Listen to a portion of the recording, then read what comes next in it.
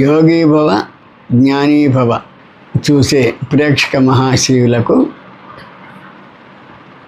బ్రహ్మకుమారి ఈశ్వరీయ విశ్వవిద్యాలయం తరఫున శుభాభినందనలు. ఓం శాంతి, ఓం శాంతి, ఓం శాంతి.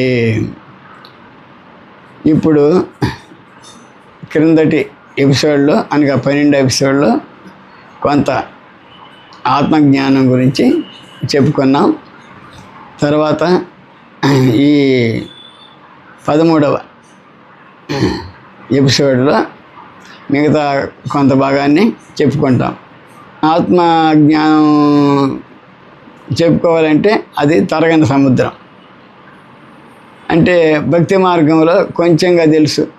ఆత్మకి అది నీటిలో తలపబడదు, గాలికి తొణకబడదు, అది ఆత్మ కత్తితో నరకబడదు. ఇది అవినాశి అని తెలుసుకోవాలి. నీరు చేత తడపబడదు, వాయువు చేత ఆర్పివేయబడదు, కత్తి చేత నరకబడదు. ఆత్మ అవినాశి. ఆత్మని అవినాశిగా చూసాం. ఇది ఎన్ని జన్మలకైనా ఒకే విధంగా ఉంటుంది. శరీరాలు మారుతూ ఉంటాయి. ఇప్పుడు ఇంతకుముందు చెప్పుకుని 84 జన్మలకి వేరు 84 ముఖ కవళికలు వస్తాయి. ఒకసారి వచ్చింది మన పక్క జన్మలో రాదు, ఆ ముఖ కవళలు మారిపోతాయి. ఇది ఆత్మ అనేది ఒక అవినాశి. అవినాశి అంటే వినాశనం లేనిది. ఇది భగవద్గీతలో చెప్తారు. ఆత్మ అవినాశిని, వినాశనం లేదని చెప్తారు.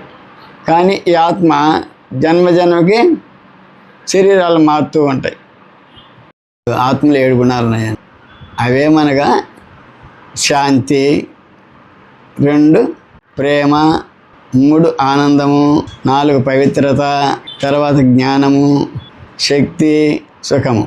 ఈ 7 గుణాలు ఆత్మలో ఉన్నాయి. కాబట్టి 7 గుణాలు ఆత్మలో ఉండే గుణాలు.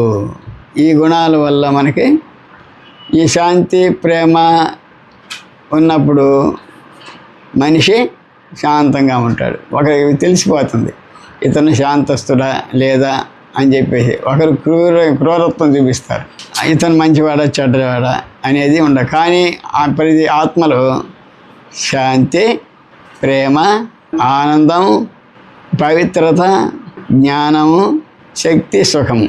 ఈ మాత్రం మీరు గుర్తుపెట్టుకోవాలి. ముఖ్యంగా ఈ ఆత్మలో ఉండే 7 గుణాలు పదే వస్తూ ఉంటాయి. వీటిని గుర్తుపెట్టుకోవాలి. కాబట్టి మనము ఆత్మ అనేది ఏంది తెలుసుకున్నాము?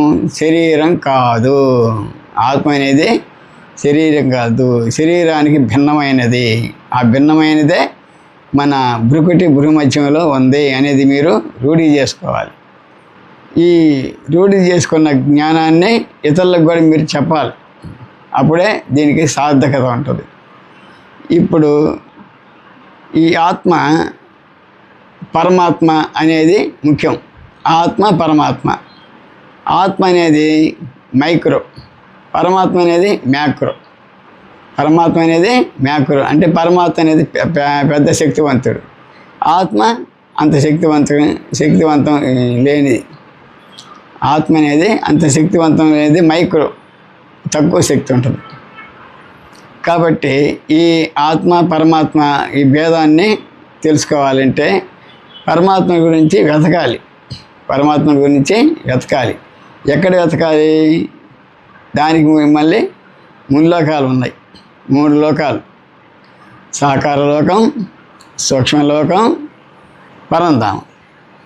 అంటే కింద నుంచి చెప్తున్నా. పైనుంచి చెప్పాలంటే పైనుంచే చెప్తారు.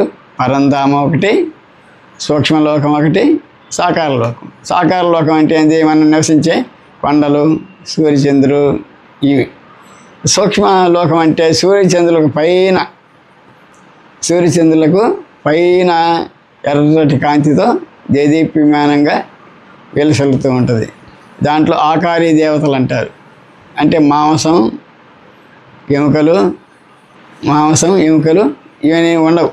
కాబట్టి 3 లోకాల గురించి చెప్పుకుంటున్నాం కదా. సాకార లోకం కింద నుంచి, సూక్ష్మలోకం, పరంధామం. పరంధామయ్య అనుకుంటారు. పరంధామయ్య అంటే ఎవరు? ఇప్పుడు మీకు అర్థమైంది. పరంధామంలో ఉండే ఈశ్వరుడు అంటే పరంధామయ్యకి శివుడికి బిరుదు ఏంది? పరంధామయ్య. ఆయన ఒక్కడే ఉంటారు. ఆయన కింద ఆత్మలు ఉంటాయి. ఆ ఆత్మలు కోటాను కోట్లు ఉంటాయి. చిన్న బిందువు పాయింట్. ఆ పాయింటే మనం. శివయ్య పైన ఉంటాడు, పెద్ద అండాకారంగా ఆత్మలాగే ఉంటుంది. అయితే సర్వశక్తివంతుడు, సృష్టిని నడిపించేవాడు. సృష్టి ఆయన చేతిలో, ఆయన కనుచూపు మేరలో పాలింపబడుతుంటుంది. దానికి ఎవరు ప్రతినిధులు? బ్రహ్మ, విష్ణువు, శంకరుడు. ఇంతకుముందు చెప్పుకున్న శంకరుడు అని. శివశంకరులు వేరు వేరు, అది తర్వాత వస్తుంది. దాని గురించి బాగా విపులంగా చెప్తాం. ఇప్పుడు ఈ ఆత్మ అనేది ఎక్కడ ఉంది? మనిషి శరీరంలో భ్రూమధ్యంలో ఉందని మీరు రూఢి చేసుకోవాలి. ఇప్పుడు సాకార లోకం, సూక్ష్మలోకం. సూక్ష్మలోకంలో ఏమంటారు? మనుషులు ఉండరు, నీడలు ఉంటాయి. ఆ నీడలు ఏంది? మాంసం ఉండదు, ఎముకలు ఉండదు, రక్తం ఉండదు, ఏముండదు. నీడలాగా ఉంటాయి. తర్వాత ఒకరినొకరు సైగలతో మాట్లాడుకుంటారు. ఈ సూక్ష్మలోకం ఎక్కడుంది? సూర్య చంద్రులకు పైన కోటాను కోట్ల దూరంలో అనంతం. మళ్ళీ పరంధామం పైన ఉంది. ఇంకా పరంధామం పోయే కొద్దీ వస్తూ ఉంటుంది కదా, అనంతమైన విశ్వం. పరంధామం అనేది అక్కడేముంటుంది? పగలు లేదు, రాత్రి లేదు, ఒకే విధంగా కాలం నడుస్తూ ఉంటుంది. అక్కడ శివయ్య ఉంటాడు. అరుణోదయం, దాన్ని అంటే ఎరుపు కాంతి, అరుణోదయం. పరంధామం గుర్తు ఎరుపు. మన సెంట్రల్లో బార్ లైట్లకి ఎర్ర కాగితం చుడితే ఎలా ఉంటుందో ఆ విధంగా ఉంటుంది, మొత్తం వ్యాపించి ఉంటుంది. అంటే అంత కోటాను కోట్ల దూరంలో మనకి శివయ్య ఉన్నాడు. కానీ అమృత వేళ శివయ్య వచ్చేస్తాడు. ఎట్లా వచ్చేస్తాడు? రాకెట్ కంటే వేగం అందరినీ లేపేస్తాడు. మనం అప్పుడు 4 గంటలకి ఏం చేస్తాము? శివయ్య వస్తాడని తెలుసు కదా, అప్పుడు గుడ్ మార్నింగ్ బాబా, గుడ్ మార్నింగ్ బాబా, గుడ్ మార్నింగ్ అని చెప్తామా లేదా? చెప్తాం.